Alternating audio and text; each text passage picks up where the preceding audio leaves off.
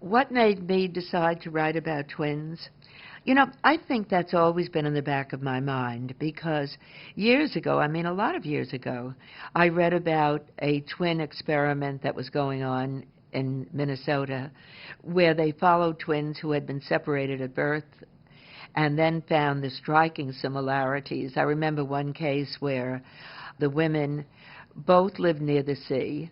They both liked blue as a decorating color.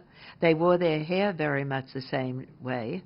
Their husband's name were the same. They had two children, boy and girl, and they both had the names.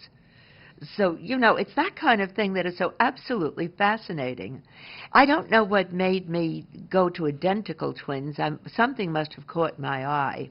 And I think it was something to the effect of, I can see my twin wherever he is. I can hear what he is saying, and I can see the room. And I thought, oh boy, now we've got a plot going. Now we have a plot. And so it evolves. It's never, I think I will write a book about twins. There was something in my mind that was fooling around, and that's how I got there. I get asked if I find it hard to write about villains, from their viewpoint. Well, as a writer, you're an actor. Who are these people? You've got to believe in the why. Because if four people might have gone over the line and taken a life, or in this case, kidnapped two little 3-year-old twins on their birthday, what is his reason? You as the reader have got to believe in the motivation. And if there were 2 or 3 other people who might have done it on the way to the conclusion, you have absolutely got to believe it could be that one or it could be that one. You can't have a weak character. You've got to have the reader, I'm not sure, or if they think they are sure and are right, feel very proud. Because that's the way I used to do it as a kid. When I started to read suspense, I wanted to be able to very, very early figure out who did it. And this means something and that doesn't mean something. Did I have fun writing about Angie? Angie is the girlfriend of one of the kidnappers. She's the one who's minding the kidnapped twins.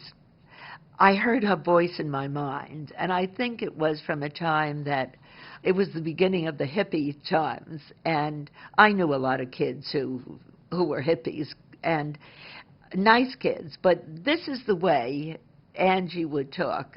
She's not basically a mean person in the beginning. She's greedy. But then she becomes more when it's necessary.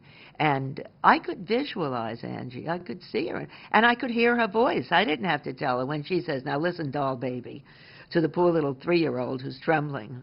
Or when the twins are kidnapped and they have a big crib ready for them and she's supposed to take care of them. And in the morning at 7 o'clock, she hears them crying. She screams at them and says, at 9 o'clock, I'll start to love you, not a minute before. Now, as far as FBI procedure, I hired a retired FBI agent who had specialized in kidnapping because you, as a serious writer, should never, ever, ever say, I wonder what the FBI would do. I think they do it this way. The ring of truth must be in the book. And, for example, in this one, when, in the final scenes, when the Connecticut FBI agents realize there is a good chance the child is on the Cape, the FBI agent said to me, now listen, don't have them running up there and taking over. This is territorial. They will come up in the case of hot pursuit, but the Boston office takes over the minute they get there. They're running the show.